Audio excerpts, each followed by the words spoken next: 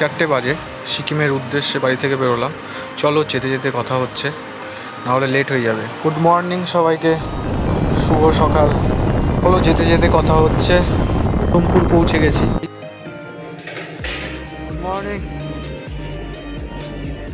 আমরা পাপ্পু ধাবাতে স্টে করলাম। পাপ্পু ধাবা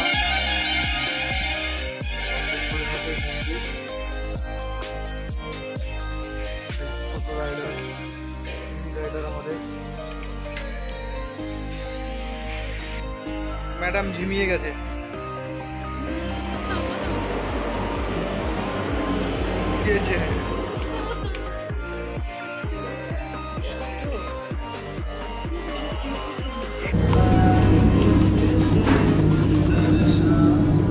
আলুর পরোটা, চানা মশলা, সকালের ব্রেকফাস্ট।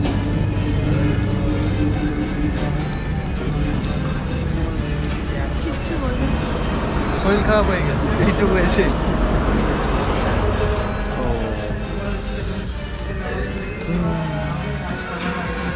ঠিক আছে, টাটা, খেয়ে নি, খিদে পেয়ে গেছে। খাওয়া শেষ করে ভোলে বাবাকে দর্শন করে এবার আমাকে এগোতে হবে সামনের দিকে।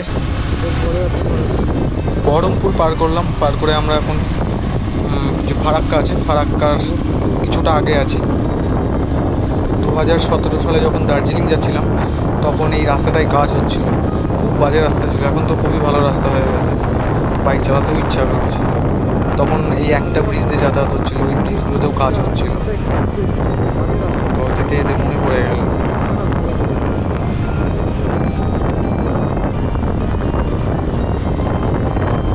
এখান থেকে ফারাক্কা বেশ অনেকটাই দূর, যত তাড়াতাড়ি যাওয়া সম্ভব। আবার বেশি তাড়াহুড়ো করে না যাওয়াই ভালো, ধীরে সুস্থে যাওয়াটাই বেটার। চলো ধীরে সুস্থেই যাই আস্তে আস্তে। এই পথ যদি না শেষ হয় তবে কেমন হতো।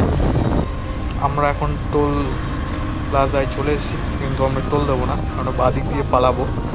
অ্যাকচুয়ালি বাইকে টোল লাগে না, আমরা বাঁ দিক দিয়ে সরু লাইন ধরে এগিয়ে যাবো।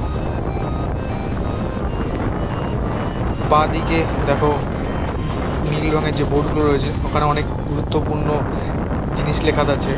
তো সেগুলো দেখার আমার এখন টাইম নেই, আমি সোজা এগিয়ে যাবো।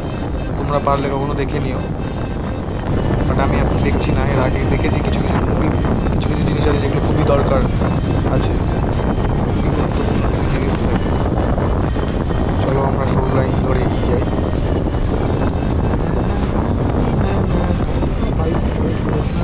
এই বাম্পারটা হট করে বুঝতে পারিনি, একটু অন্যমনস্ক ছিলাম।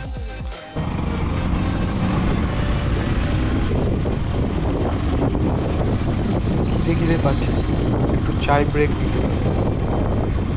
চলো সামনে একটু দাঁড়ানো যাক, দেখি কিছু পাওয়া যায় কিনা।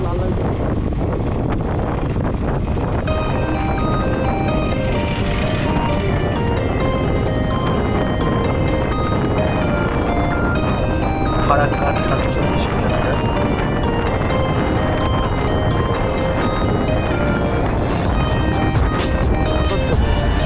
মনের মতো চায়ের দোকান পাইনি, তো একটু দম নিয়ে আবার এগোতে শুরু করলাম, কারণ অনেকটাই পথ বাকি এখন।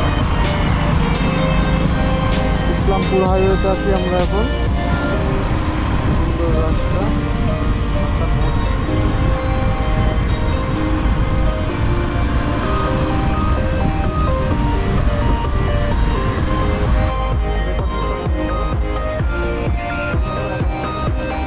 তো ফাইনালি আমরা পৌঁছে গেছি শিলিগুড়িতে। ওই যে দেখা যাচ্ছে পাহাড়ের চূড়া, কাঞ্চনজঙ্ঘার চূড়াটা দেখা যাচ্ছে। জানি না তোমরা দেখতে পাচ্ছ কিনা, বাট আমি এখান থেকে দেখতে পাচ্ছি, দারুণ লাগছে। সূর্যও ডুবে গেছে, তো হালকা হালকা দেখা যাচ্ছে। তবে আর কিছুটা পথ বাকি আছে, এখনও 36 কিলোমিটার বাকি। তো আস্তে আস্তে এগোই, আরও দূরে গিয়ে পাহাড়টা দেখাচ্ছি তোমাদের, আরও দেখতে ভালো লাগবে।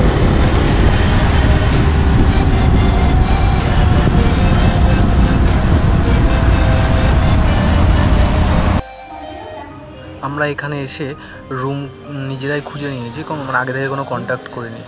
তো আমরা একটা রুম বুক করেছি এখান থেকে, রিসেপশন থেকে।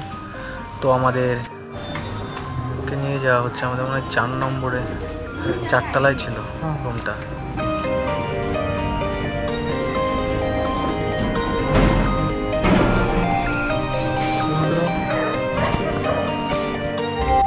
ওর মুখটা দেখে আমারই খারাপ লাগছিল, ওর মুখটার দিকে তাকানো যাচ্ছে না, সারাদিন খুব টায়ার্ড, বুঝতেই পারছো, প্রথম জার্নি। ও এখানে ঢুকে একটা তারু খাওয়ার জায়গা পেলাম, দারুণ জায়গা।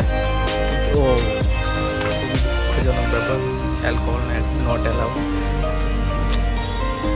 হয়ে গেল।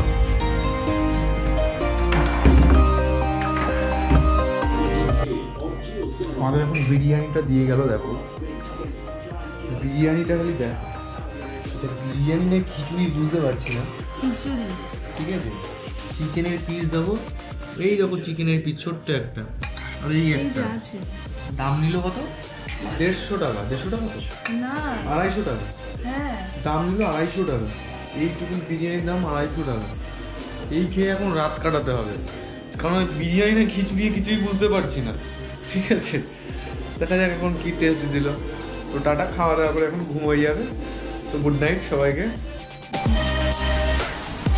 তো ফাইনালি আমরা রেডি হয়ে গেছি, আমাদের গাড়ি রেডি হয়ে গেছে, আমরাও রেডি হয়ে গেছি, আর এদিকে আমিও রেডি হয়ে গেছি, ঠিক আছে। তো এখন আমাদের ডেস্টিনেশন মাঙ্গান, আর এই যে আমাদের হোটেল ছিল সালুজা হোটেল। তো হোটেলটা খুব একটা খারাপ, মোটামুটি ভালোই ছিল। তো চলো হোটেলের কথা হচ্ছে। রুম চেক আউট করে সোজা এখন মাঙ্গানের উদ্দেশ্যে রওনা দিলাম। আজকে মাঙ্গানে গিয়ে স্টে করবো, কারণ ওখান থেকে বাইক পারমিশন করাতে হবে, না হলে তো গুরুগম্বার যাওয়া যাবে না। তো চলো যেতে যেতে কথা হচ্ছে, তো তোমরা সাথে থাকো, দেখতে থাকো, অনেক কিছু দেখার আছে। তো আমরা চলো আস্তে আস্তে এগিয়ে যাই।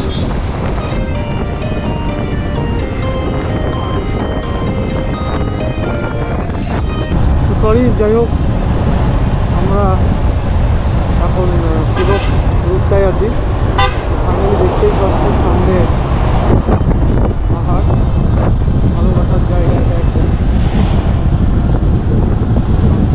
যতটা পাহাড়ের দিকে এগোচ্ছি ততটা পাহাড় দূরে চলে যাবে। জানি না তোমরা ক্যামেরায় কতটা এটা বুঝতে পারবে, দেখতে পাবে ভালো লাগবে।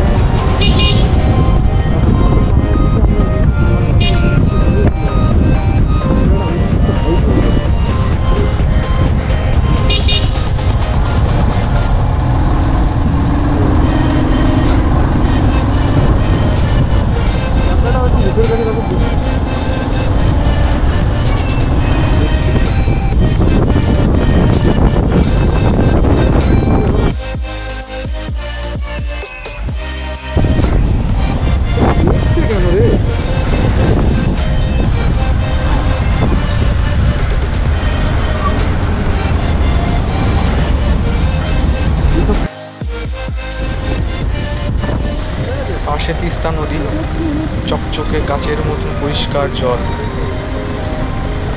এটা তো সবে শুরু, এখান থেকেই শুরু, চলো আরো অনেক কিছু দেখার আছে।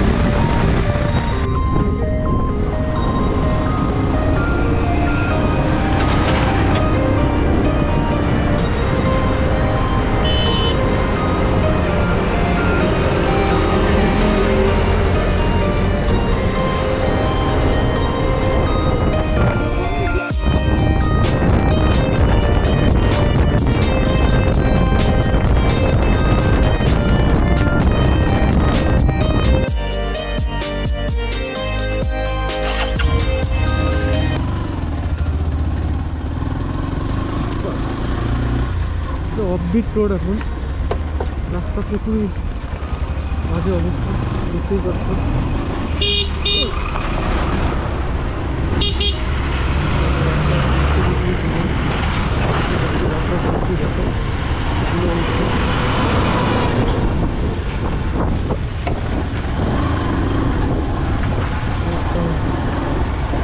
যাওয়ার পথে একটু খারাপ রাস্তা পড়বে, অবশ্য রাস্তায় কাজ চলছে, এই রাস্তার খারাপ বেশি দিন থাকবে না, কয়েকদিন হচ্ছে